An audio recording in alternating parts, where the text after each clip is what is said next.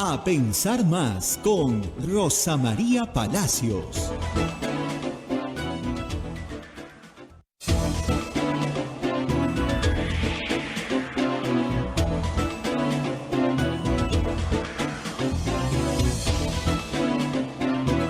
Señoras, señores, muy buenos días, bienvenidos a Pensar Más con Rosa María Palacios desde Radio Santa Rosa para todo el Perú y para todo el mundo.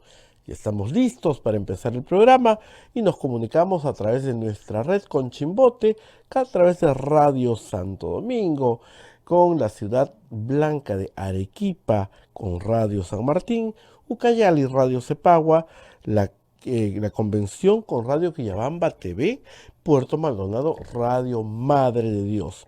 En Huánuco, Radio Huánuco, Ayacucho, Radio La Voz de Ayacucho, Puno, Radio Pública, Ancash, Radio Moro, Huancayo, Radio Cumbres, la radio del Arzobispado de Huancayo, Satipo, Radio Milenio, Abancay, Radio Estación Solar, Yurimaguas, Radio Oriente, el Cajamarca, Radio Los Ángeles, Lámpara, Radio San Valentín, Cerro de Pasco, Radio Activa, Guanta, Radio Continental, y en canales de televisión saludamos a Onda Digital TV, Fuego TV y Full TV, como Quillabamba TV también.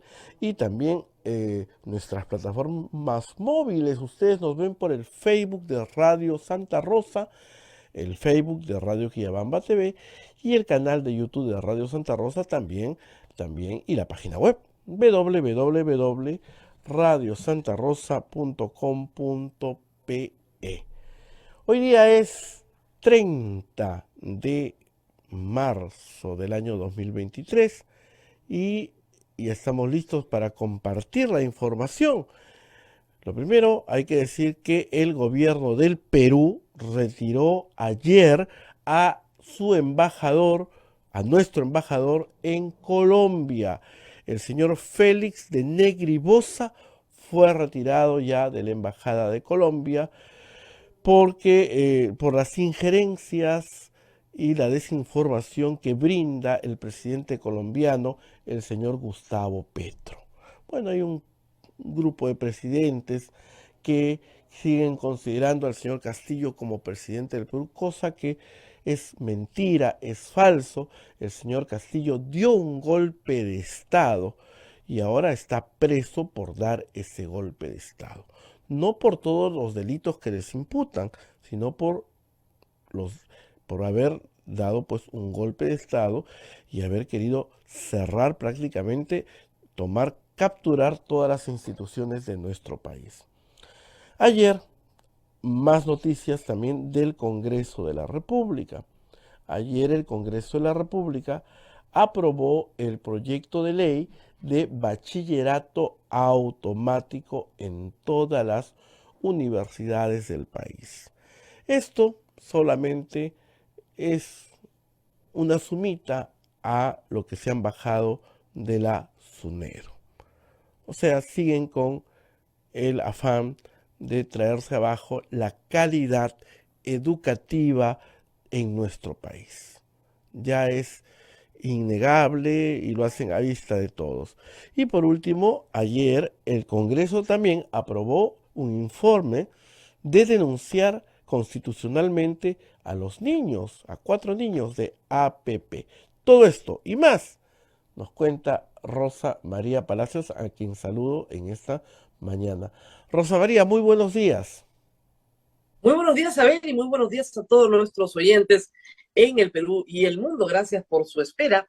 Aquí estamos, como cada mañana, con mucho que contar y poco tiempo para hacerlo, pero vamos a empezar por donde debemos, con el cumplimiento de nuestras obligaciones con los auspiciadores. Y empezamos con la Universidad Católica. La Maestría en Gerencia Social de la Pontificia Universidad Católica del Perú invita a profesionales de diferentes disciplinas a participar del proceso de admisión. Informes en Facebook, @PUCMGS, o al teléfono 993-028-464. Y Urbánica, diseñamos y construimos viviendas que te conectan con la naturaleza y que generan bienestar para tu hogar. Si deseas conocer nuestros proyectos en Punta Hermosa y Miraflores, o si tienes algún inmueble donde quisieras construir, nos podemos asociar también. Escríbenos al WhatsApp 948-242-747 o 998-999-201. Muy bien, y también ustedes nos pueden ayudar. Fácil. Lo único que tienen que hacer es capturar el QR que está en pantalla en su teléfono y hacernos una donación a través de Yape o Plin. Y también para los peruanos que viven en el exterior o aquellos que no tienen Yape o Plin, pero sí tienen una tarjeta de crédito, pueden hacerlo a través del sistema PayPal, un sistema muy seguro. Las instrucciones están en la página web de Radio Santa Rosa. Muy bien, Abel, te escuché por el final, ya hablando de un proyecto de ley para que los estudiantes de pregrado no hagan tesis. Impresionante, impresionante. Todos los días uno lee algo así como que, ¿cómo hacemos para destruir más la reforma universitaria? Y esta historia merece un cuento corto para quien no lo recuerda. Hasta el año 1992, los estudiantes que completaban su plan de estudios para el bachillerato, tenían que hacer una tesis de bachillerato. Una tesis de bachillerato puede ser un trabajo modesto, pero es un trabajo de investigación. Entonces, se obligaba a que los estudiantes universitarios investigaran, que es una tarea central en la actividad académica.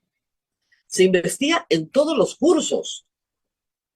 Se descubren, ¿no es cierto?, cosas en todos los cursos que tengan alguna materia aplicada. O sea, el conocimiento es eso, el conocimiento es descubrimiento para el propio alumno. En 1992, Alberto Fujimori, presidente de la República, que había sido rector de la Universidad Agraria, decidió crear esta figura del bachillerato automático. ¿Para qué? Para titular a miles de personas que habían terminado sus estudios, pero que nunca habían hecho la tesis. Esa fue la verdad. El bachillerato automático quedó desde 1992 hasta el 2015, cuando viene la reforma universitaria. Entonces, se aprobaron varias normas para subir el nivel de la universidad peruana y hacerla competitiva en el mundo. Es muy difícil hoy ubicar alguna facultad, ya no digo ni universidad, entre las 100 mejores del mundo. Muy difícil para el Perú. Hay algunas, poquísimas, pero hay. Queremos que universidades enteras estén entre las 100 mejores del mundo. Ahorita se aspira a estar entre las 100 mejores de Latinoamérica. Eso sí, varias peruanas lo pueden tener. Algunas, no muchas, pero hay. Pero la idea era que al mejorar las condiciones de investigación desde el pregrado, todo el sistema universitario comienza a producir más investigación de calidad. Porque el alumno de pregrado que hace una tesis y se gradúa de bachiller, luego hace una tesis de maestría y hace una tesis de doctorado y ha estado permanentemente investigando, enfrentándose a las exigencias metodológicas de una investigación. Abel y yo, que somos mayorcitos acá, los dos hemos hecho tesis de bachillerato. Cuando yo hablo de mi tesis de bachillerato, porque esa era la obligatoria. Luego, para ser profesional, por ejemplo, los abogados, damos también un examen ante jurado que se llama examen de grado. ¿Ok? Al sustituirse la tesis, al eliminarse, quedó solo el examen de grado. Y muchos alumnos no investigan formalmente y salen de la universidad y son profesionales. Para cambiar esto, desde el 2015, se volvió a exigir la tesis de bachillerato.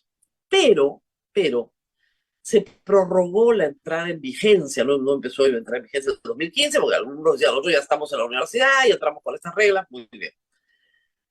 Y se suponía que a partir primero del 2019 iban a haber tesis de bachillerato, se prorrogó y vino la pandemia. Y cuando vino la pandemia, se prorrogó para el 2020, 21, 22, está prorrogado, creo que hasta el año 23, y ahora el congresista Quavero dijo, ay, ¿para qué lo vamos a prorrogar? Que no haya tesis, pues. Sí, que no haya tesis. Ya está, no hay tesis, pues ya, listo, chao. Chao, reforma universitaria. Chao, reforma universitaria. O sea, la van apuñalando todos los días. La reforma universitaria nos pide, por ejemplo, a los profesores que tengamos por lo menos el título de magíster. A los decanos que sean doctores, que tengan el título de doctorado. A los rectores que sean doctores. O sea, hay el ánimo de mejorar la calidad educativa de toda la comunidad universitaria. Y eso lo está destruyendo el Congreso. Lo está destruyendo el Congreso, es impresionante. Esto va en línea con la destrucción de SUNEDU, ¿no?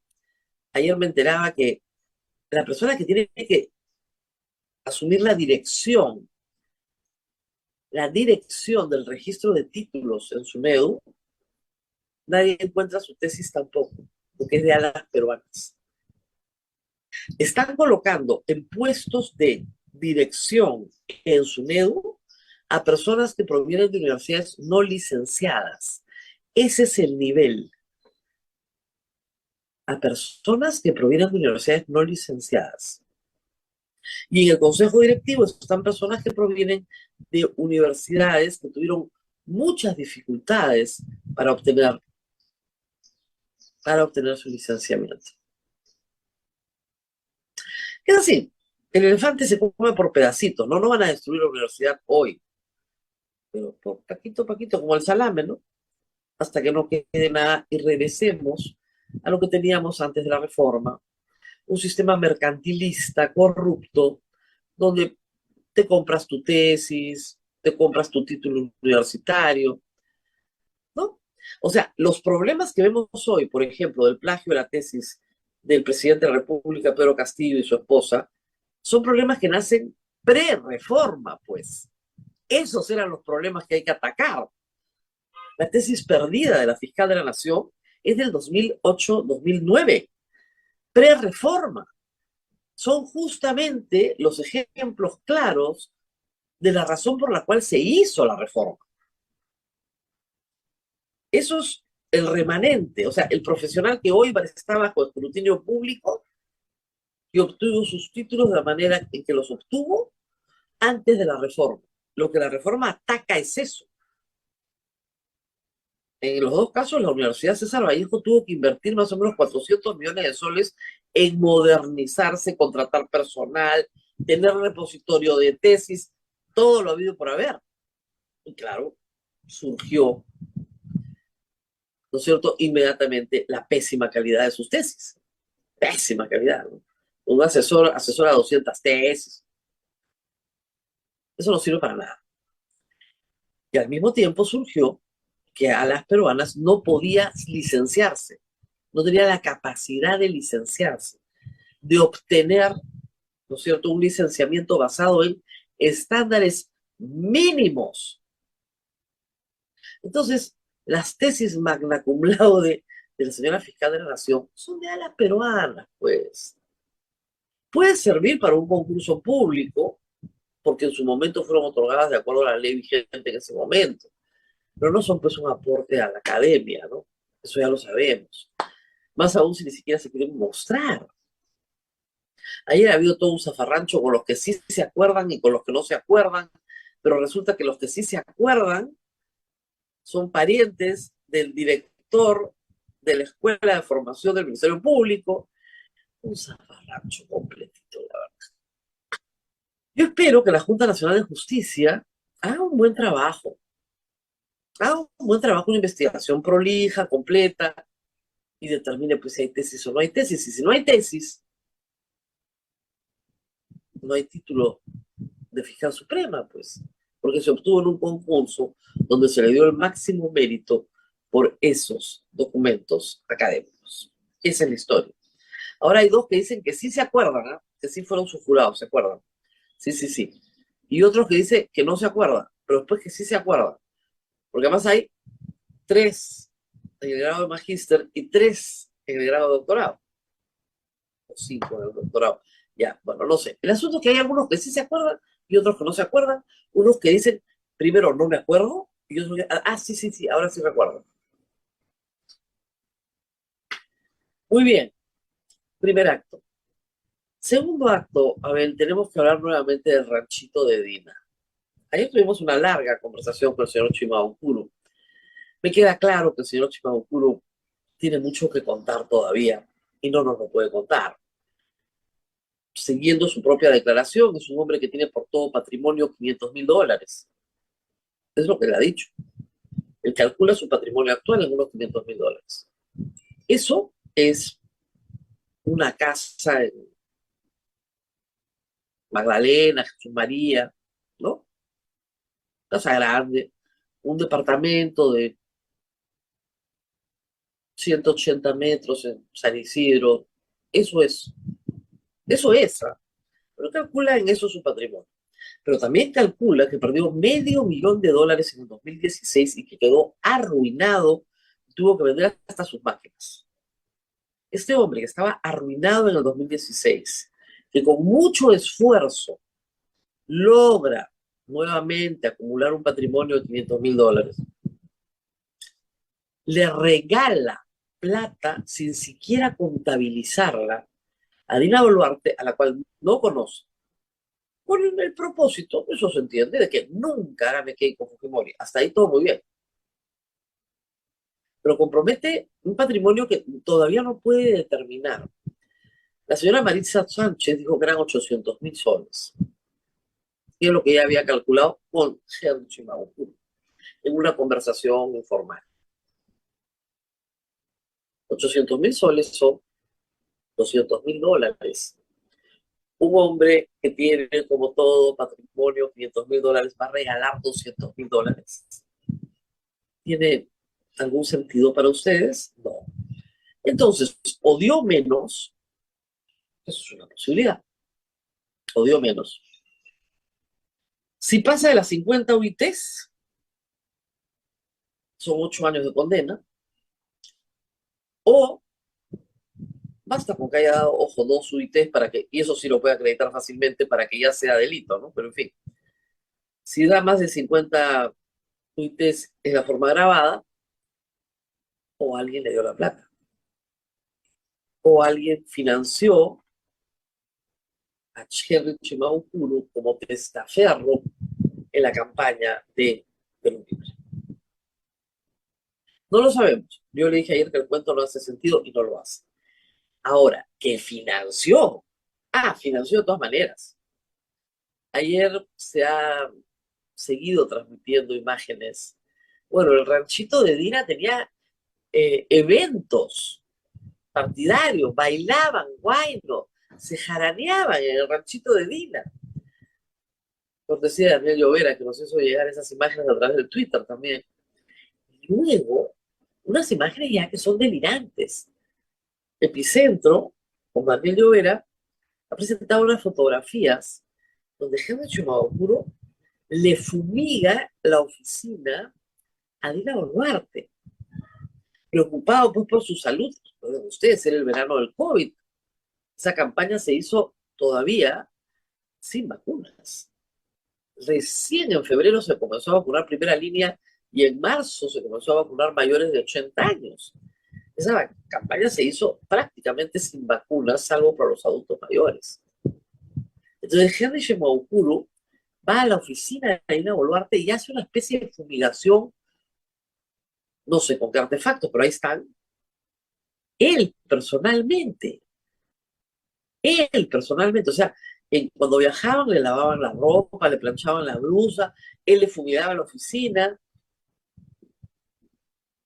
Yo pensaba, ¿qué hace un empresario de metalmecánica, un ingeniero mecánico que tiene sus empresas, tiene dinero suficiente para poner camionetas, movilidad, hoteles, pasajes aéreos, hacer campaña, dejar de trabajar, ¿no? Porque tienes que dejar de trabajar.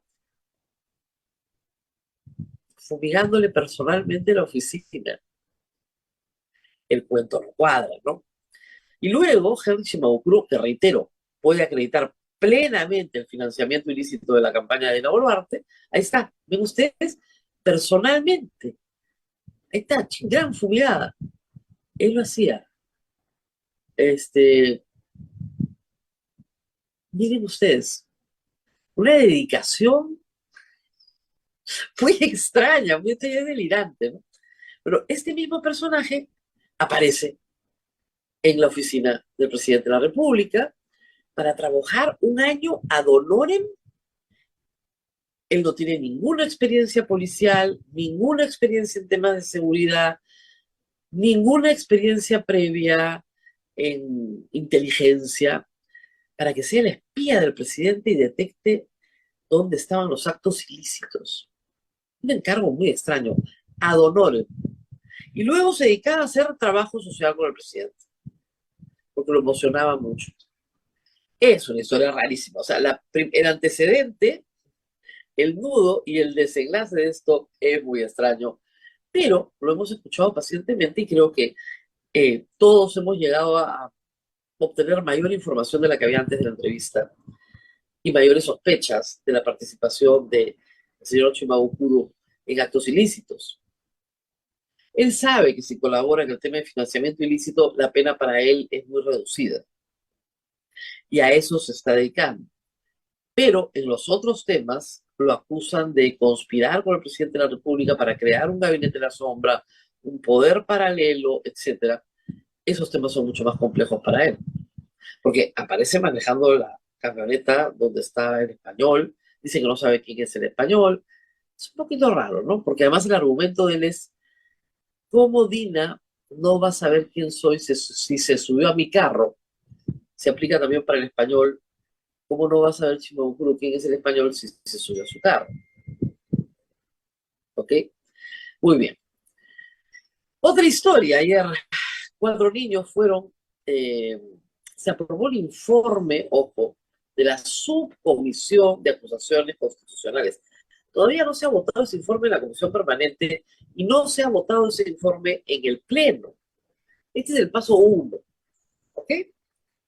Una vez que se apruebe en la comisión permanente, se vota en el pleno.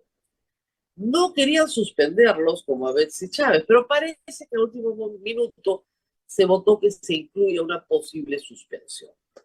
¿De qué se les acusa? El delito más grave es organización criminal y tráfico de influencias, porque utilizaron su puesto de congresista para obtener o solicitar favores del Poder Ejecutivo. Y que a cambio, con una contraprestación de su parte, fueron personas que votaron en las circunstancias más adversas al gobierno de Pedro Castillo con el gobierno de Pedro Castillo. Y no pueden seguir repitiendo, yo no soy sujeto a mandato imperativo, porque ese no es el punto acá. Si hay una contraprestación por tu voto, entonces tienes un problema de tráfico de influencias. Les han descartado cohecho y colusión, porque no hay un pago. Pero así estamos. Y ayer también se supo en el programa de Juliana, del estilo de Juliana, algo muy interesante. En el allanamiento a 18 niños, no a 4, la policía obtuvo muchas cosas, pero sobre todo lo que requisa son los celulares.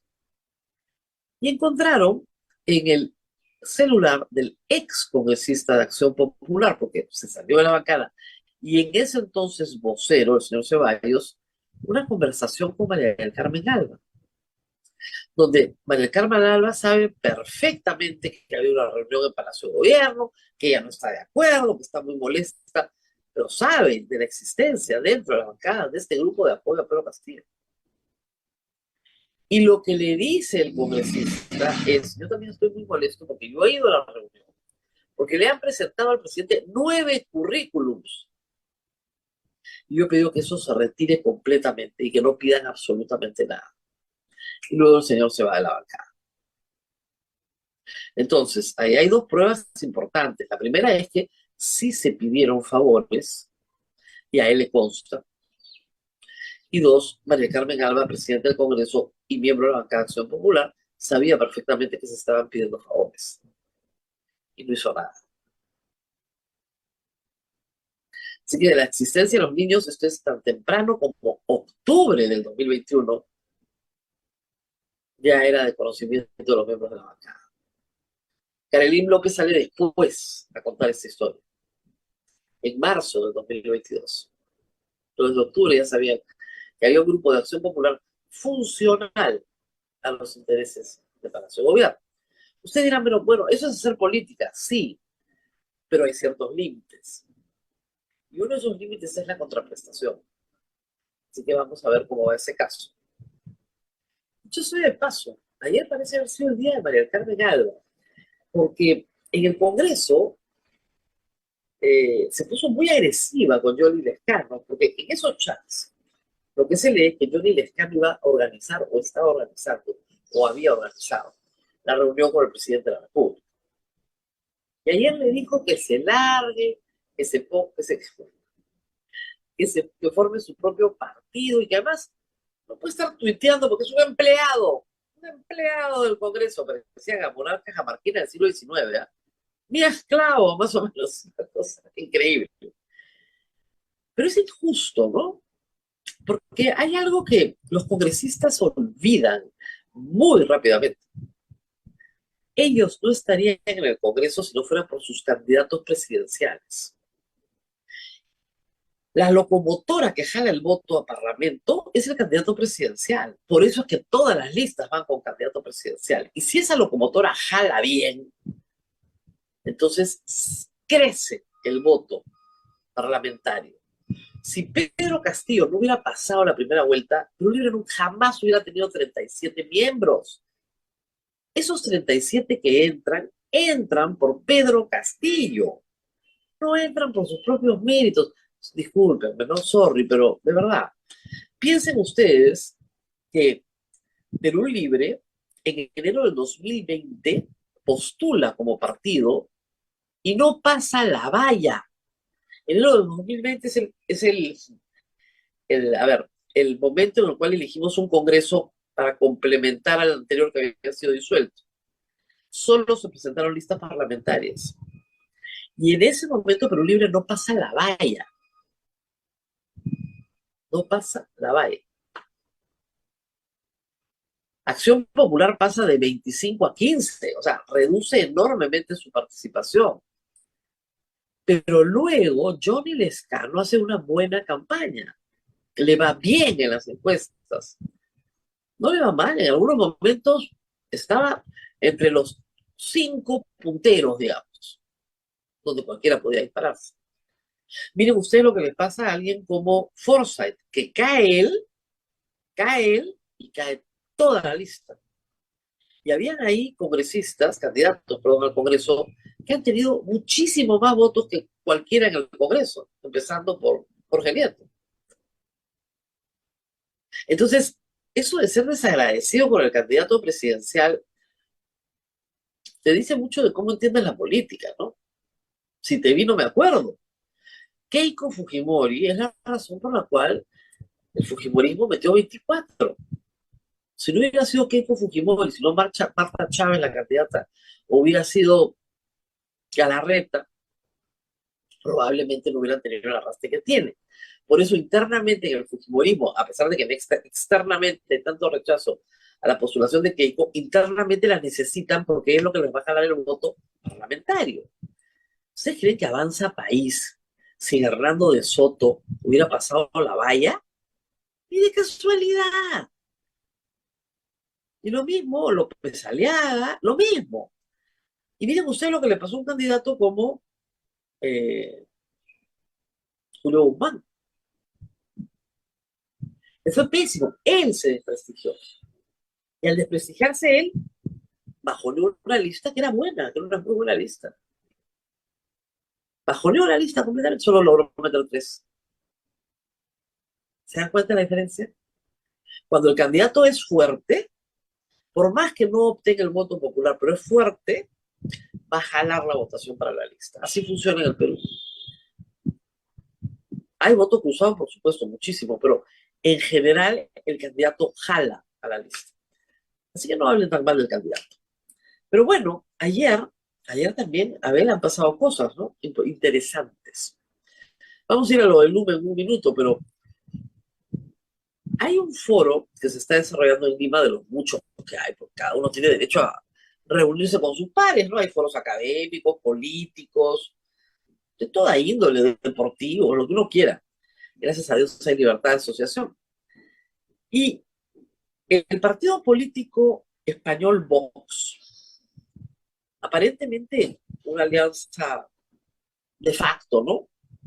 Por el Partido Renovación Nacional, se han arrogado la potestad de salvarnos del comunismo, que ya llega, que está en la puerta, que viene por nosotros. ¿Ya?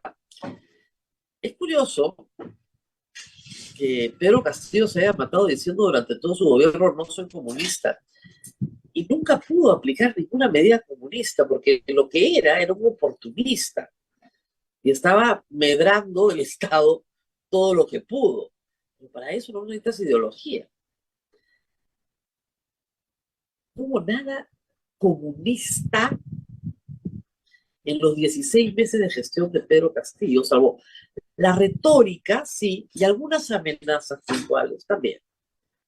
Pero salvo esas amenazas y un plan, el ideario programa que era marxista, leninista, eso fue lo más lejos que llegaron. Así que salvarnos del Foro de Sao Paulo. Miren, el Foro de Sao Paulo es lo mismo. Es gracioso, porque este Foro de Madrid pretende ser la respuesta al Foro de Sao Paulo. Lo que pasa es que el Foro de Sao Paulo fue una reunión de ONGs y de partidos políticos de izquierda muy abierta. Entonces, todo el mundo resbalaba. Este Foro de Madrid es un poquito más exclusivo, ¿no? Y curioso, uno no ve a las figuras del fujimorismo en este foro donde el protagonista es López Aliaga. Sí ve a las figuras de Avanza País, pero no está hablando de Soto ni de casualidad. O sea, está Cabero, ¿no es cierto? Los Tudela, pero no está Hernando de Soto, como no está Keiko Fujimori. ¿Por qué? Yo no podría decir, pero ¿por qué? Porque en España Vox representa a la derecha más nacionalista y conservadora que hay.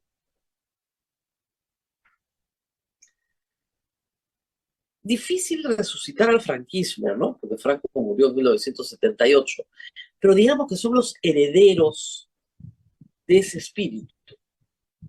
Y por supuesto, tienen un problema con los sudamericanos, digamos, de origen. La gente de Vox desprecia la migración sudamericana a España. La considera culpable de la delincuencia. Y obviamente las otras migraciones también, las africanas ni les digo. Son un movimiento que ha hecho de la xenofobia una bandera. Como aquellos políticos que hicieron acá en el Perú, la xenofobia es un mal mundial, no solamente es español, ¿no? Acá hay un grupo de políticos donde ha estado Perú Libre y donde también ha estado Renovación, que desprecian a los venezolanos que vienen al Perú. Son movimientos políticos antimigrantes porque tienen este carácter nacionalista que es sustancial en el fascismo, ¿no? Movimientos conservadores, ultranacionalistas, desprecian a determinadas personas por su origen, Alemania, los judíos, y mecanismos de supresión de las libertades, porque son movimientos totalitarios. O sea, entre Hitler y Stalin, créanme, no hay mucha diferencia. Los dos son asesinos de millones de personas. De millones de personas. Entonces, el problema es que apelando a una defensa contra el comunismo, se cae en otro totalitarismo. Creo que Keiko Fujimori y Hernando de Soto tienen suficiente millaje como para darse cuenta de que por ese camino mejor no caminar. Lo que habla bien de su olfato político. Sin embargo, López Aliaga se siente cómodo, ¿no es cierto? Y algunos de sus invitados ayer se sintieron muy cómodos, tanto que María del Carmen Alba, en un panel, confesó que el TC había sido capturado por un grupo político. Lo confesó, se le salió. Ahora que los caviares han perdido el tribunal,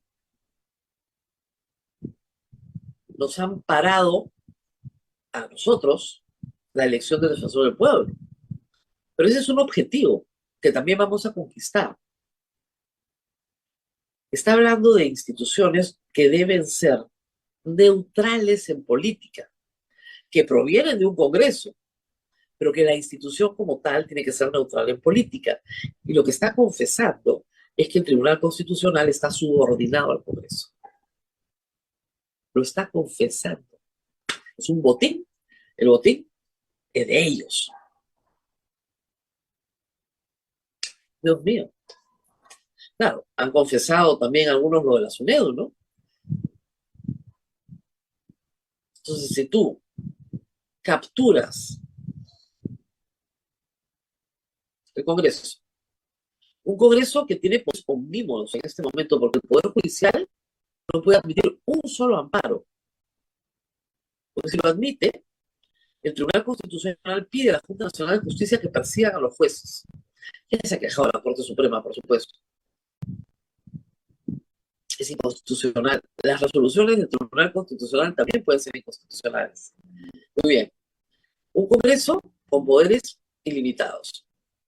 Un Tribunal Constitucional al servicio del Congreso. Ninguna ley va a ser inconstitucional a partir de ahora.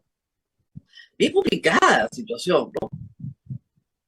Y un movimiento como el de López Aliaga que dice que defiende la libertad. Esa es su razón de ser, defender la libertad. Un liberal defiende la libertad, pero cierra el Museo de la Memoria. Cierra el lugar de la memoria, lo cierra. Y ahí quería entrar porque varios colegas míos ayer han descubierto cosas bien interesantes. No recuerdo los nombres de todos, pero sé que Jaime Chincha, hoy día Marcos Cifuentes, todos han resaltado lo mismo. A ver, hay un certificado para operar, ¿ok? Un museo. El LUM lo tenía, pero venció. Venció en 2018. Estaba tramitando la renovación, ¿ok? Hay 56 museos en Lima que no lo tienen. Entre ellos, la Huaca Puquiana, está muy cerca acá, de donde estoy en este momento. Y la Huaca Puquiana no ha sido cerrada. Es más, la municipalidad estaba promoviendo el ingreso libre los domingos a la Huaca Puquiana, la municipalidad de Miraflores, que no tiene este certificado. Entonces, ¿de qué estamos hablando? ¿De qué estamos hablando? Ayer un grupo de personas fue a protestar a la puerta de la municipalidad y los recibieron con la pestilencia que coordinaba directamente con la policía. A la pestilencia no la llevan al evento de Vox, obviamente, pues, ¿no? Porque ya mucho muy feo, ¿no? Por lo menos no la llevan con los palos y los megáfonos. Los disfrazan un poquito, ¿no? Está bien. Pero sí los mandaron anoche y la policía coordinaba directamente con ellos. Operaba con ellos. Le dictaban al policía, el policía apuntaba, hay imágenes, es impresionante. Entonces estamos en una situación para la libertad bien preocupante. Y además con una presidenta que ha apoyado su base de poder ahí. El Ministerio de Cultura no ha dicho una palabra, ha dicho que sí van a tramitar las licencias correspondientes y los problemas de seguridad los van a resolver. De decir, oye, esto es abuso de autoridad. No había ninguna razón para impedir el funcionamiento del museo mientras se cumplían los requisitos que ustedes habían solicitado. Que las municipalidades abusen, porque mucha gente me ha dicho, oye, pero las municipalidades, cuando el alcalde entra, cierra fábricas, cierra colegios. Sí, pues, porque están buscando coima, ya todos lo sabemos, así juega Perú, ya. Pero este no es el caso, pues. Este no es el caso de un alcalde coimero está buscando cerrar algo para que le den una platita. No, no, no. Ese es el LUM. Acá hay un mandato de López Aliaga.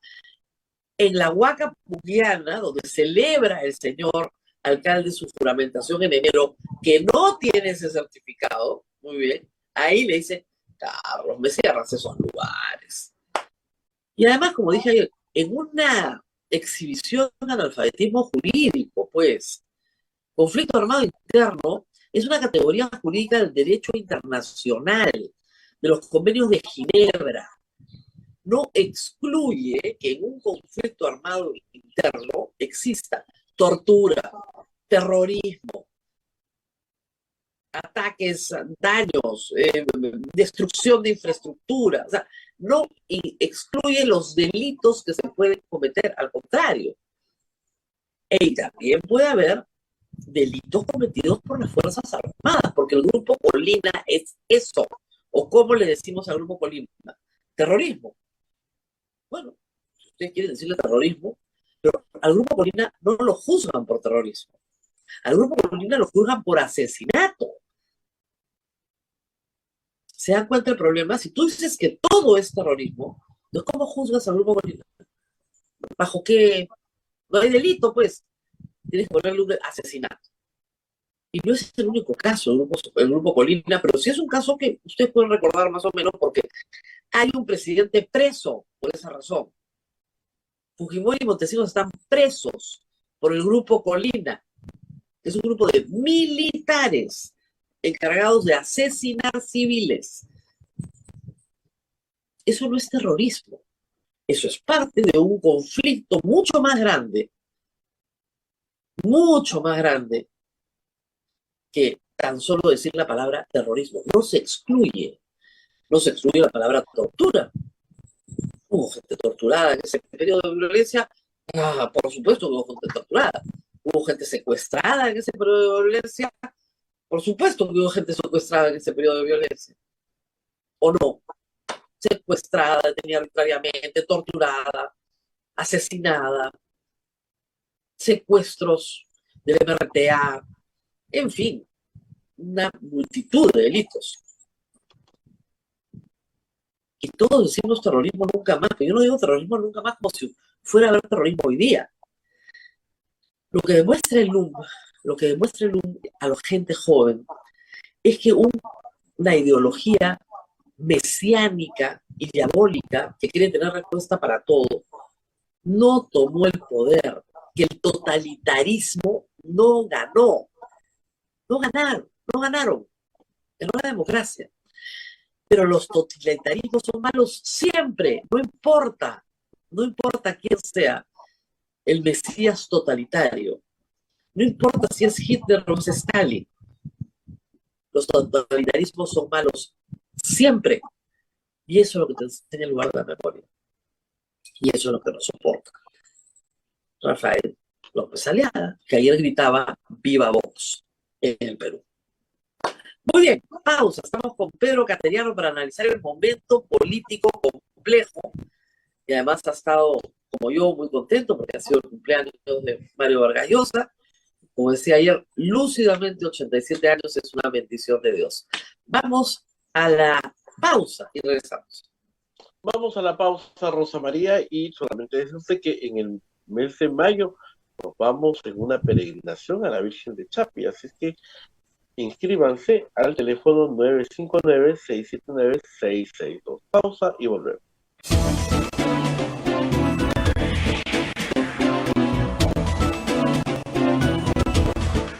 Continuamos con A Pensar Más a través de Radio Santa Rosa para todo el Perú. Rosa María Palacios ya se encuentra con nuestro invitado, el doctor Pedro Cateriano, expresidente del Consejo de Ministros. Rosa María, adelante. Así es, estamos con Pedro Cateriano esta mañana para hablar un poco del momento político y de algunos temas que le tocaron, ¿no es cierto?, en su larga carrera política, digamos, ser testigo. Buenos días, Pedro, gracias por estar con nosotros. Buenos días, Rosa María, encantado de estar en tu programa. Yo veía fotos de LUM con Mario Vargas Llosa, que fue uno de los promotores también de la idea, y Ese fue un momento en el que creo que la mayoría del país y la mayoría pensante del país y la mayoría política del país decidió que sí, que de este tema se tenía que hablar a las siguientes generaciones con la verdad, explicar todo lo que había pasado, porque el propósito educativo es que esto no se repita más. Parece que ese momento hubiera desaparecido. Cuéntanos un poco de ese momento y tu participación en estos hechos. Sí, lamentablemente da esa impresión. Y lo penoso, Rosa María, es la señal de incultura y hay que decirlo también de amenaza a la libertad en democracia, ¿no? Cerrar un museo es, digámoslo, una señal muy primitiva. No creo que en una democracia sana esto ocurra.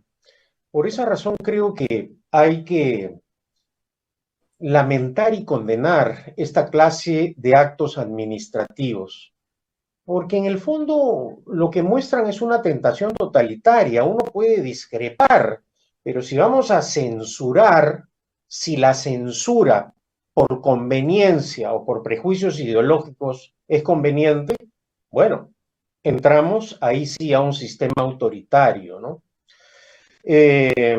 No se le puede acusar de senderista ni procomunista a Mario Vargas Llosa, que impulsó esta iniciativa. Por el contrario, algo que se suele olvidar y que en estos días recordaba en una entrevista con TV Perú, Vargas Llosa en el peor momento, o en uno de los peores momentos del país, dejó de lado su comodidad, su vocación de escritor para para iniciar una campaña en defensa de la democracia y del orden constitucional, y en un gesto de valentía que pocos conocen y algunos no quieren recordar, en plena acción del terrorismo. ¿Por qué? No hay que olvidar que Alan García dejó el país con zonas importantes del Perú controladas por el terrorismo.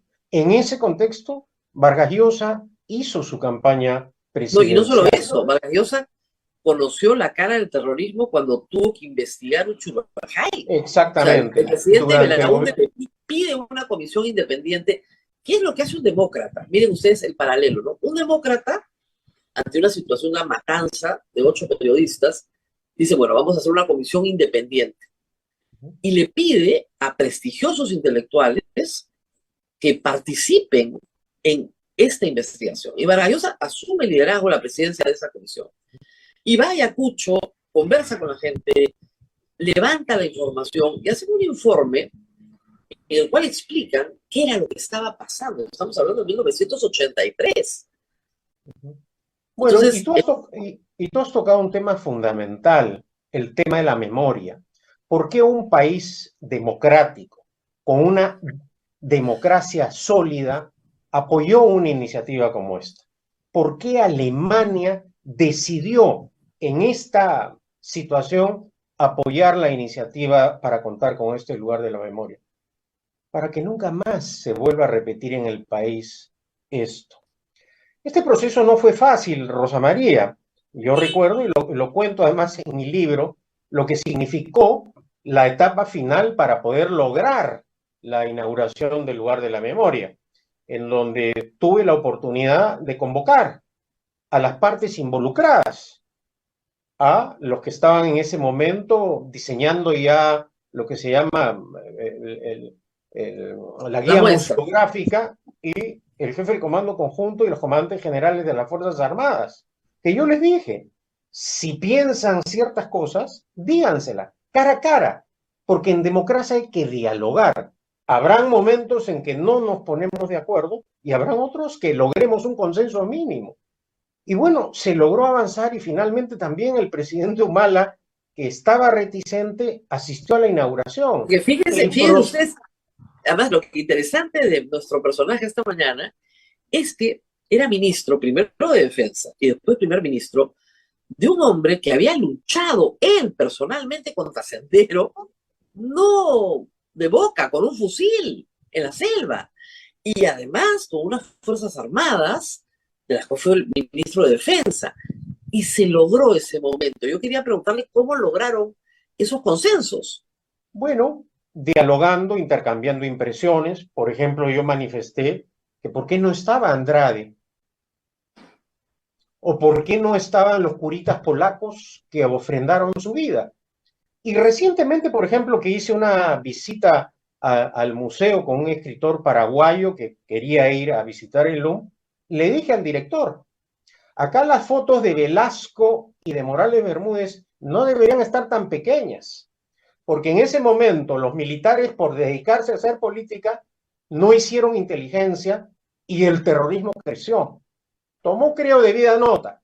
Siempre las cosas son perfectibles, se pueden corregir, pero digo y reitero, En un acto esta visita administrativo como reciente, este, ¿encontró alguna cosa que fuera mentira? no noté que fuera mentira. Sí, claro, uno puede decir, este señor tiene un rol que me gustaría Más que peso. fuese exactamente, ¿no? Eso es Pero subjetivo.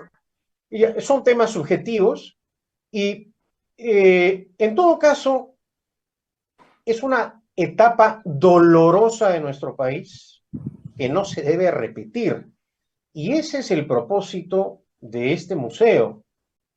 Ahora, el manejo político, la administración del museo ya son otras cosas. Claro. Y creo, en todo caso, que las autoridades tienen la oportunidad de rectificar rápidamente. Hay una imagen que me llamó la atención.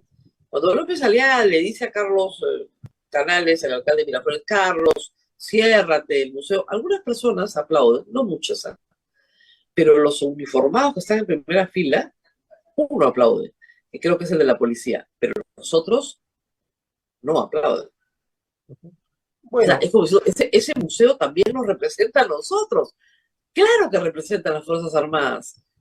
Están bien representadas.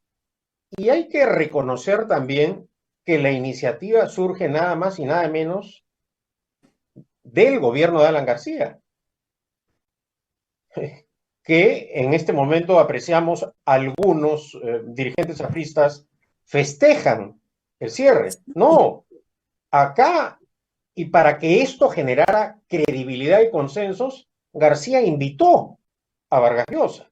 Así Entonces, fue un momento, digámoslo claramente, de un consenso de esos que aparecen efímeramente en el país. Confío que esta página pase rápidamente, porque esto sin duda alguna también, Rosa María, afecta la reputación internacional del país, ¿no? Claro, es una Es vergüenza. decir, ¿cómo quedamos, por ejemplo, en la relación bilateral con Alemania, que es un país, pues, serio, ¿no? ¿Cómo quedamos ante la comunidad de los derechos humanos? Es decir, hay que rectificar esto rápidamente. Y si a alguien no le gusta la museografía que está establecida, bueno, que haga aportes, que se abra un debate, pero no adoptemos medidas absurdas como esta. Yo decía ayer que la conducta frente a este museo era como la conducta que tiene Verónica Mendoza frente a la Constitución del 93. No la lean, hay que cambiarla. Acá, no vayan, hay que cambiarla. Yo no diría solo Verónica Mendoza, Rosa Bueno, María. Vladimir Cerrón. La izquierda radical, que, por ejemplo, desconoce la legitimidad de la presidenta Boluarte, que desconoce su acceso a la Constitución, que pide un golpe de Estado mediante una propuesta de una asamblea constituyente no respetando el orden constitucional, que pide una vacancia por incapacidad moral permanente. Sí, que no procede. Esa misma izquierda que atacaba a la extrema derecha de no reconocer la victoria de Pedro Castillo, es la que ahora no quiere reconocer el acceso constitucional a la presidencia de la señora Boluarte. Nos guste o no, la señora Boluarte es la presidenta de la República. Ahora, de la noche a la mañana, la señora Boluarte, después de haber sido una colaboradora cercana a Castillo, silenciosa cuando cometió tropelías, ahora es una demócrata ejemplar, es una neoliberal, estadista, es una fascista, tampoco. No, no, ¿Qué- ni qué- tampoco, te digo, y tampoco es un estadista, ¿no? No, No, pues, además, su no. propia impericia política lo viene demostrando. Pero de ahí a intentar romper el orden constitucional, Rosa María, eso hay que condenarlo con firmeza. El país está harto de este uso abusivo del poder político. Hace algunos años, Rosa María, cuando conversamos, dijimos, esta malinterpretación de la vacancia por incapacidad moral permanente contra Kuczynski abre una vía para la inestabilidad política que no sabemos a qué nos conducirá. Y hoy día, lamentablemente, nos encontramos en esta situación Y de lo terrible, anarquía y lo ter- constitucional. exactamente, y lo terrible es que el Congreso no lo quiere cambiar, porque lo puede cambiar. Es decir, yo entiendo que para la mayoría de nuestra audiencia, si el presidente comete un delito en flagrancia, debería haber un artículo, ¿no es cierto?, que diga, bueno, 117 lo modificamos, como hemos conversado tantas veces, Uh-huh. y incorporamos los delitos de corrupción que ya están en un tratado que hay un mandato para incorporarlos. Rosa María, se establece el impeachment, el juicio político, Por la eso, acusación constitucional, como está ocurriendo ahora en Ecuador. Ayer claro, los tribunales ecuatorianos han señalado que procede el juicio contra el presidente Lazo, pero no podemos seguir en este caos en claro. donde el Parlamento no quiere perder ese poder, porque eso es lo que en el fondo está ocurriendo. Como se malinterpretó la Constitución y se usó políticamente, dejando de lado el espíritu y la letra de la Constitución, estamos en este caos, ¿no? Ahora, eh, el Tribunal Constitucional ha sacado varios fallos en los cuales prácticamente deja sin juego al Poder Judicial. O sea, la tramitación de amparos en defensa de derechos que violan leyes o en defensa de derechos que violan la actividad propia del Congreso de la República, según este Tribunal Constitucional, está prácticamente prohibida, incluso con la amenaza de persecución a los jueces cuyos nombres se envían a la Junta Nacional de Justicia para que sean procesados, ¿no? Hay un problema serio en el Tribunal Constitucional por sus fallos, ¿usted lo ve? Yo lo veo y creo que al final el Tribunal Constitucional corre el riesgo que estas denegatorias de las garantías constitucionales lleguen a la Corte Interamericana y que la Corte Interamericana rectifique al Tribunal Constitucional. Y eso sí sería muy dañino para nuestro débil sistema democrático, ¿no? Acá, Rosa María, viene ocurriendo en el país algo que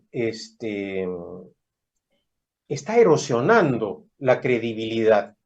Tú hace un rato mencionabas que el gobierno de Castillo no aplicó políticas de izquierda. Me vas a permitir una ligera discrepancia democrática.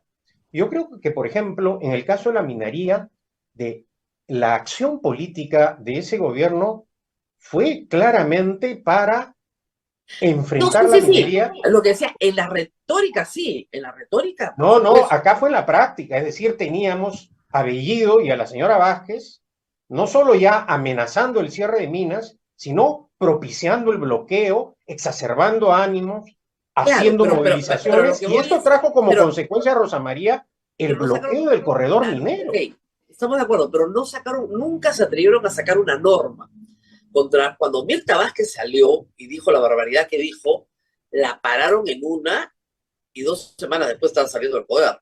Y Exactamente, pero Guido esa, Bellido esa acción también fue política sacado de del poder. izquierda De ha acuerdo, tenido para el país o ha ocasionado al país un daño grave económico daño, un grave irreversible daño. y una situación difícil de revertir. O sea, acá, Rosa María, toleramos la falsificación de los hechos. Así como se ha condenado la conducta de la extrema derecha cuando no quiso reconocer la victoria de Castillo, hay que condenar la conducta de la izquierda que se quiere cargar como sea a, como ellos dicen, a Dina asesina. A quien le pongan por Y delante, en realidad, ¿no? bueno, y estamos nuevamente inmersos, porque como comprenderás en el exterior, esta discusión de la vacancia por incapacidad moral permanente no la entiende nadie, porque han convertido este mecanismo prácticamente como un voto de censura en el sistema parlamentario. Esto no existe en ninguna democracia occidental que se respete. Este mecanismo es casi un procedimiento neonazi, sin debido proceso, sin derecho a defensa, express para cargarse presidentes. Y esto hay que detenerlo, Rosa María. Hay que pararlo. Ahora, Más nunca, a ver, yo lamentablemente, siempre digo a la gente, nunca existió. nunca, jamás. Es incapacidad mental. Nunca fue una interpretación subjetiva de un Congreso que declara que alguien es inmoral. ¿A quién se le ocurre? ¿Ya? Pero Exactamente. nosotros tenemos la misma posición desde Kuczynski.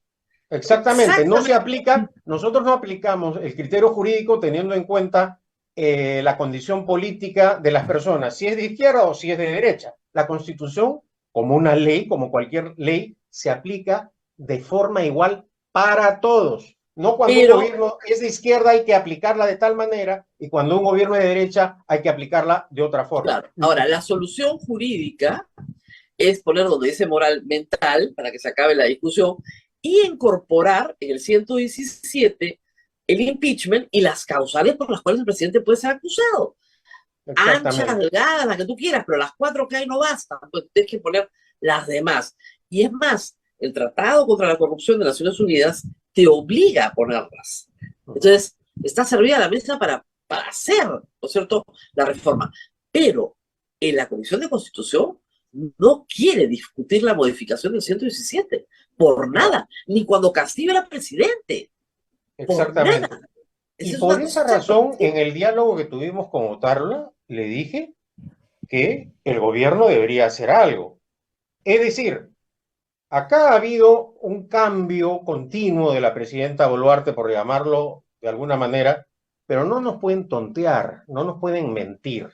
Si ellos están conformes con la actitud del Congreso de no anticipar las elecciones generales, por lo menos que vayan trabajando una reforma política que evite que en el futuro sigamos en esta situación laberíntica de caos institucional.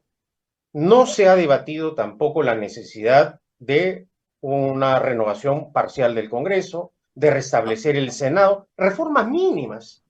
Este gobierno da la impresión que cumplió con enviar sus propuestas de adelanto y frente a los archivamientos no ha habido pronunciamientos, no hay una acción política. Bueno, entonces el país lo que necesita, Rosa María, lo que el país necesita es tener una presidenta que nos hable con la verdad.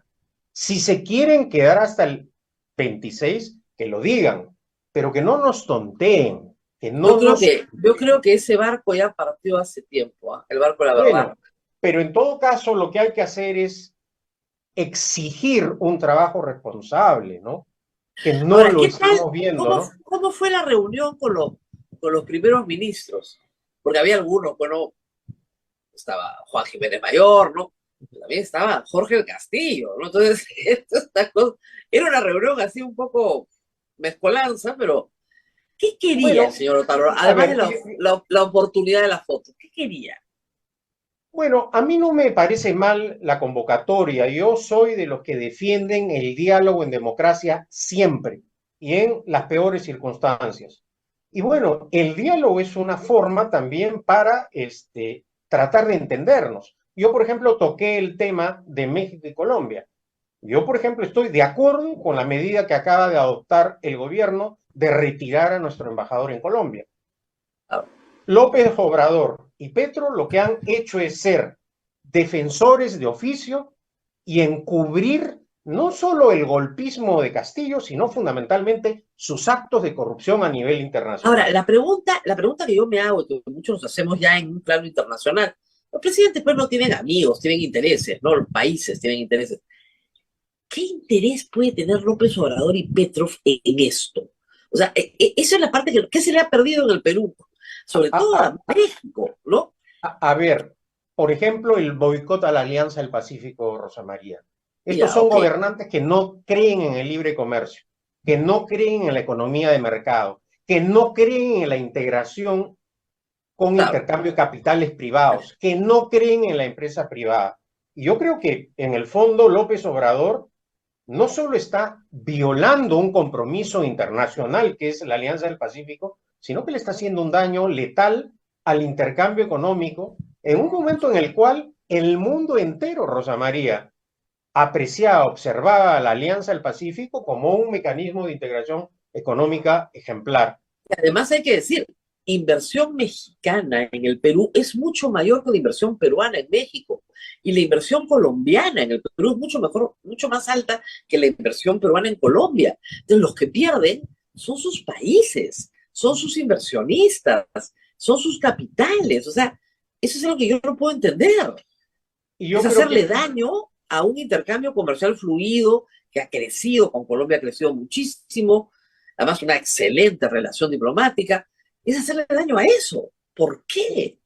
exactamente, y creo que esa podría ser una de las razones. Ahora, la injerencia ha sido absolutamente condenable, ¿no? No, Y, además, y, y, además, y además de injerencia, que ya eso es condenable, han insultado a la jefa de Estado del Perú. Entonces, a mí me puede parecer mal o bien que mientan o mientan, pero es la jefa de Estado del Perú y un gobernante extranjero no insulta a la jefa de tu Estado. Pues eso es además, inaceptable, Rosa María, inaceptable. Petro ha insultado no solo a la presidenta, al país, porque ella, nos guste o no, personifica a la Por nación. eso, Petro la ha insultado y nos ha insultado a todos los peruanos en un foro internacional ante varios jefes de Estado. Y esto hay que rechazarlo con firmeza. Esto es inaceptable. Nunca visto, lamentablemente, en la relación bilateral con Colombia, que siempre ha sido óptima, de nivel máximo y alturado. claro, porque, a ver, ustedes dirán, no, pero el Perú siempre ha criticado lo que sucede en Venezuela. Jamás se ha insultado, un presidente peruano ha insultado ni a Hugo Chávez ni a Nicolás Maduro. Nunca le han dicho, nunca lo han insultado, ojo. Estos son insultos, que es diferente. Pero sí, el Perú tiene un decir en este asunto porque hemos recibido 1 millón de venezolanos. Entonces, algo tenemos que decir si tenemos una crisis humanitaria dentro de nuestra casa. O sea, no estamos, digamos, teniendo injerencia. El Grupo de Lima se crea para eso, para discutir, Exactamente. entre otras cosas, qué hacemos con 5 millones de venezolanos que están saliendo de Venezuela.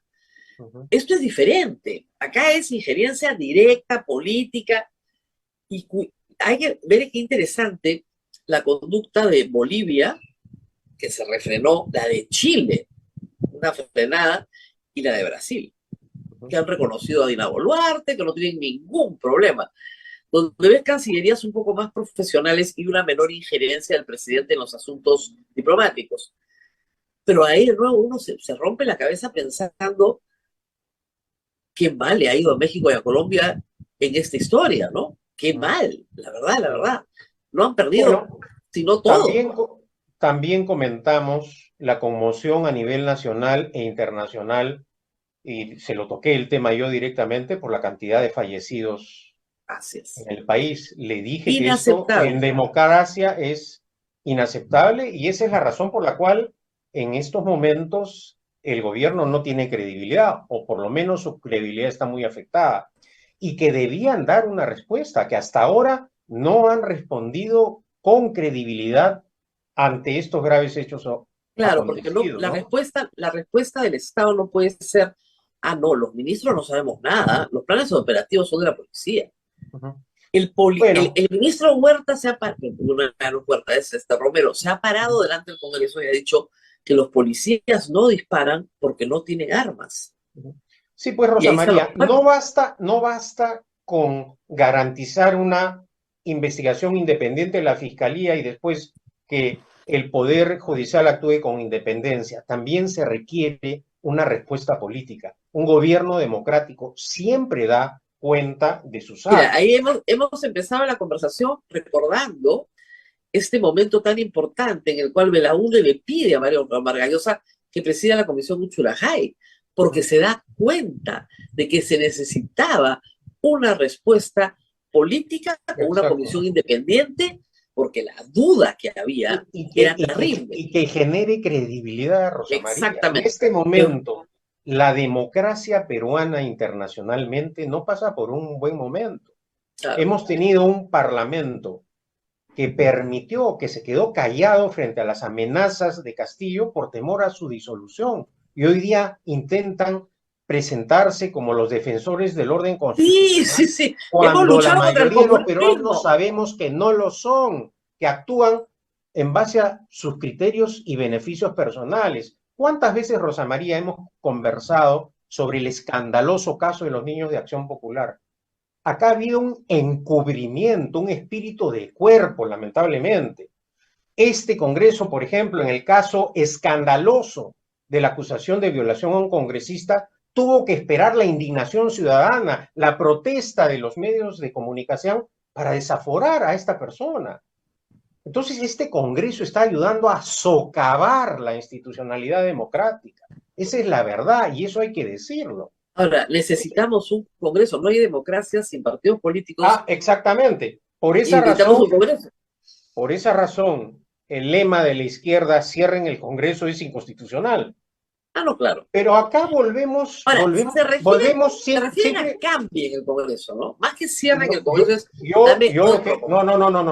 lo que escucho de la izquierda es el término cierren el Congreso. No cambien el Congreso, cierren el Congreso, es decir, están pidiendo un golpe de Estado. Pedir el cierre del Congreso al margen del procedimiento constitucional es una iniciativa golpista, como es una iniciativa golpista cargarse la Constitución violando el procedimiento constitucional. No, yo lo sé, pero digamos, la población en general recuerda la disolución constitucional del Congreso del 2019 y lo que piden es lo mismo que me dicen en el 2019, dámelo ahora.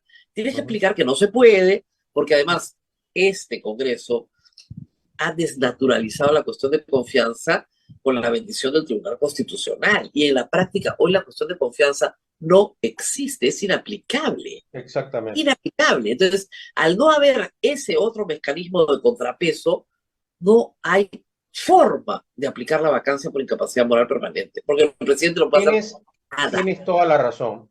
Pero acá tenemos, Rosa María, que analizar también la conducta política de los partidos. Es decir, ¿quién llevó al poder a Fujimori? ¿Quién lo eligió presidente? ¿La primera vez? La primera vez. La izquierda y el APRA. Y el APRA. Para evitar la victoria de Mario Vargas Llosa. Entonces, quien llevó al poder a Fujimori es la izquierda. Y la izquierda participó en su primer gabinete. Sí, claro. Y ahora es el gran monstruo. Pero ¿quién lo llevó al poder? Y lo que hay que preguntarnos, Rosa María, y no se dice es, ¿acaso la izquierda no participó en el debate constituyente de la actual Constitución? Por supuesto. Apristas, Acción Popular, el Movimiento Libertad, el Partido Popular Cristiano, nos abstuvimos. Pero la izquierda sí participó en el debate constituyente. Ahí tuvimos a Henry Pease, es decir, entonces ahora falsificar los hechos, decir, no, Fujimori, no, pero ¿quién puso a Fujimori? ¿Quién participó en el debate constituyente? La izquierda. Y ahora esa misma izquierda que apoyaba ciegamente a Castillo se quiere cargar a Dina Boluarte como sea, como sea. Ahora, hay que ser también claro, Rosa María, la propia presidenta, con su manera de actuar, ella misma está empezando a construir su camino hacia su propia destrucción. Mentir no es un acto conveniente para una persona que ejerce el máximo poder. Y estamos ya apreciando que en sus intervenciones, lamentablemente, sus argumentos se vienen desbaratando. Y además, lo que se tiene que entender es que no podemos pasar por alto estas mentiras porque es lo que hay. Pues es una actitud bien cómoda, ¿no? Bueno, mira lo que hay, pues ya, ¿qué vamos a hacer? Mucha gente a la derecha te dice eso. Bueno, ya es lo que hay, pues ¿qué vamos a hacer? No, señor. Sí, pero lo que tolerar estas mentiras. Lo que sí se puede es exigir el cumplimiento de la Constitución y la ley. Así es, por supuesto. Acá estamos en un problema serio precisamente por lo que estamos comentando, porque hay una situación del acceso legítimo al poder y también hay otra situación que es la conducta de la señora Boluarte, que yo no creo que por arte de magia de haber sido colaboradora en la campaña con Cerrón, que se adhirió a los estatutos partidarios de Perú Libre, marxista, leninista, mariateguista, ahora sea una demócrata a carta cabal. Tampoco, ¿no? Pero no, además ella participaba en los congresos, perdón, en los consejos de ministros descentralizados, sí, claro, donde decían barbaridades contra la democracia, contra la prensa, contra todo. Pero ahora, en la medida de lo posible, tenemos que encontrar la salida política serena a esta crisis. ¿Y cuál sería la salida? Yo creo que es un anticipo de elecciones generales con reformas políticas. Si esa tarea no la quiere, ese es el ideal. Ese es el ideal. Ahora, yo creo que la señora presidenta debe presidir, o durante su mandato deben ocurrir esas elecciones generales anticipadas. Eso sería lo óptimo. La salida ordenada, lo que hemos dicho siempre, una salida ordenada. Ahora, sin partido, sin parlamentarios, sin cuadros técnicos, esta situación le va a dar tranquilidad al país. El propio presidente del Consejo de Ministros, Otárola, comentaba el tema de Puno, ¿no? Y mencionaba el caso de la falta de agua potable en Juliaca. Y bueno, yo le comenté que no solo era el caso de Puno. El caso de Puno, Rosa María, es el más escandaloso del país. Puno tiene cinco empresas públicas para la distribución y suministro de agua potable. 5. Pero en el país hay 50 empresas públicas deficitarias, manejadas con criterio político y que mantienen a más de 3 millones de compatriotas sin agua potable. Entonces yo le dije, si usted está tocando el tema de agua potable, que es fundamental, en el cual el Estado peruano viola sistemáticamente los derechos humanos de millones de compatriotas, bueno, explíquenos cómo va a ser. Rosa María, este tema no es de interés nacional. ¿Alguna vez hemos escuchado en el Parlamento un debate sobre el tema del agua potable? El único que sí le interesa, claro, pero al único que siempre le interesó, hay que decir, hay que honrar a la verdad, ¿no? Fue a Kuczynski, que incluso desarrolló toda una ONG, y a Humala, porque Humala quería que lo pongan en la Constitución como derecho humano. Le explicábamos que no era necesario, pero tanto se emperrechinó que lo pusieron. Igual da lo mismo, porque ya es un derecho humano per se, o sea, ya está, ¿no? Pero después de eso, debate así, el Ministerio de Vivienda debería liderar esto, pero no lo lidera porque las empresas de saneamiento son municipales. Y como son municipales, salvo Sedapal, todo lo demás se maneja solo. Y eso significa la desgracia de miles de peruanos. Entonces, yo le decía, y lo ratifico hoy, con justificada razón protestan los puneños. ¿Cómo puede ser posible que en pleno siglo XXI no tengan suministro de agua potable en Puno? Ahora, ¿la culpa es de la extrema derecha? ¿Es del neoliberalismo? Yo que recuerde, gobiernos regionales y municipales no han pasado en los últimos 25 años por las gobernaciones ni municipales de Puno. En los últimos 5 años, Rosa María, la gobernación de Puno ha devuelto al Tesoro Público 2.600 millones de soles que no los ha ejecutado. En los últimos 2 años, por concepto de obras de agua potable y saneamiento, no se han ejecutado más de 1.000 millones de soles. Entonces, ¿quiénes son los responsables?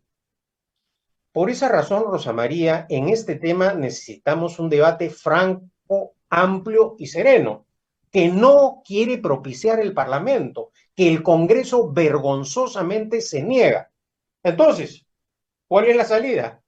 Exhortar a las autoridades el cumplimiento de la ley, porque si seguimos en este estado de flotación, la crisis va a continuar, Rosa María. Yo no creo que por arte de magia se vayan a solucionar los problemas, ¿eh? Así es, o sea, cualquier observador sabe que esto no es no es como el puente Caracol en Chosica que se arregló solo. No, esto no se va a arreglar solo. Esto es bastante más complicado. Ahora bien, aunque hay que recordar la frase que se le imputaba a Manuel Prado, ¿no? Prado decía, en el Perú hay dos clases de problemas, unos que nunca se solucionan y otros que se solucionan solos. Bueno, pensar de esa manera no es Claro, pero, efectivamente tener bueno, un pero si criterio piensas de esa para manera, solucionar los problemas, ¿no? este es uno de los que nunca se soluciona. Porque hasta que no se modifique el asunto de la vacancia por incapacidad moral permanente, vamos a tener presidentes todos los años. O Exactamente. sea, eso es lo que se tiene que entender. Han desnaturalizado en tal medida una institución de la Constitución que vamos a tener presidentes, y esto viene así desde que Keiko Fujimori le declaró la guerra a Pedro Pablo Kuczynski, y ahí empezó toda la Exactamente. crisis política. Es el momento del Bueno, inicio de la crisis política. y a nivel Muy bien. internacional, que Sí. la comunidad internacional aprecie esta cantidad de presidentes simplemente hace más incomprensible la situación de la democracia No, no, peruana, además ¿no? que, como dijo el Papa, cada vez que sale un presidente termina preso. O Ujú, sea, salen a la cárcel, ujú. o al arresto domiciliario, o a la... eh, aquí hay algo que no está bien y todavía tenemos que trabajar en resolverlo. Pero hablando de eso, porque me quedan un par de minutos, ¿cómo le va al partido que está formando? Bueno, felizmente las cosas van marchando bien. Ayer hemos recibido ya una comunicación oficial de RENIEC en donde nos comunican que en la verificación semiautomática hemos superado el número de afiliados que exige la ley y también el número de comités a nivel nacional, que creo es la parte más complicada del cumplimiento de la ley, ¿no? Claro, Ahora resta la revisión que tiene que hacer el Jurado Nacional a los estatutos del partido y posteriormente se abre el periodo de tachas. O sea que confío que Libertad Popular logre pronto su inscripción. digamos, un par de meses, a lo más. Más o menos, eso es lo que debería ocurrir en un estado de normalidad. Esperemos que se concluya el estado de normalidad, porque sí, efectivamente, se van a necesitar nuevos partidos, porque el repudio que tienen los partidos que están hoy en el Congreso es gigantesco. Se necesitan nuevos partidos, nuevas caras, nuevas voces. Exactamente, Rosa María. Se necesita que la gente participe en política. Las personas se suelen quejar, critican, pero no ejercen su derecho a elegir y a ser elegido, que es fundamental. Si nosotros dejamos los espacios políticos vacíos, otros los van llenando poco a poco.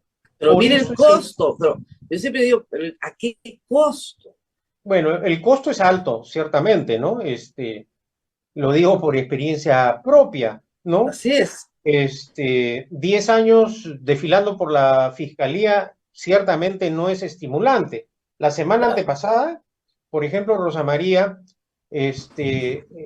la fiscalía ha abierto una investigación por la compra del BAP Carrasco, por la compra del BAP Tacna, acusando de colusión ilegal y negociación incompatible con las autoridades eh, del Reino de los Países Bajos, acuerdos de gobierno a gobierno. Entonces, si la Fiscalía no aplica la Constitución y la ley, ya no digo el caso del satélite Rosa María, que se está investigando por tercera vez, que fue indagado en dos fiscalías diferentes y esas resoluciones judiciales, fiscales confirmadas también en dos fiscalías superiores diferentes. Es cosa decidida, se llama cosa decidida.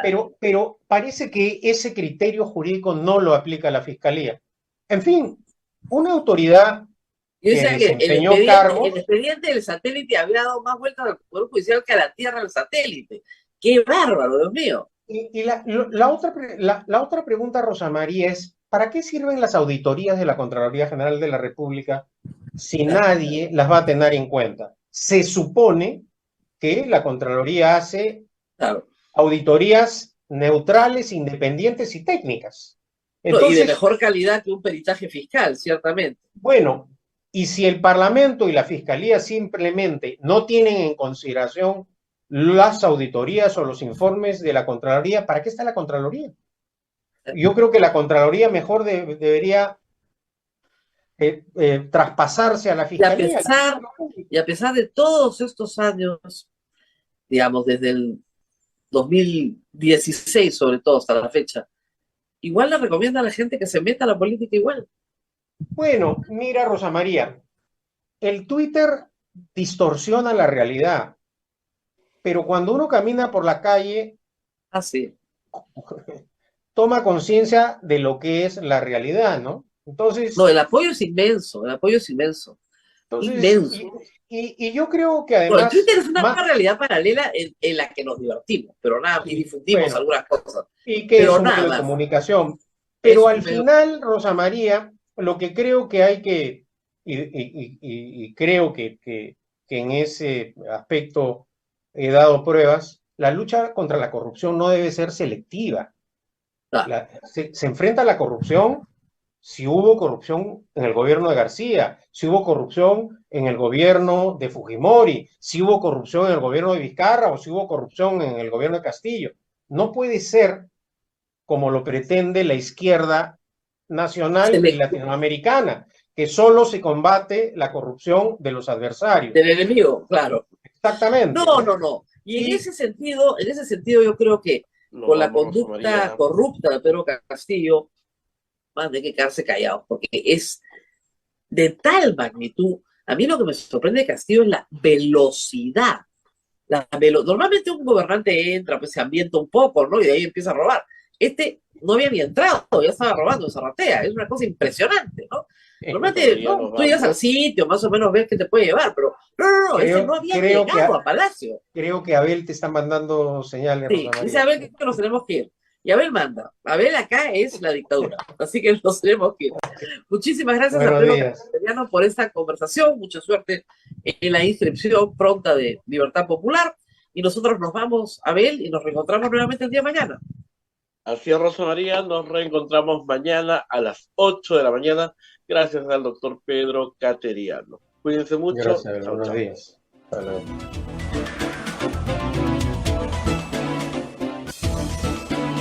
Hasta aquí, A Pensar Más con Rosa María Palacios.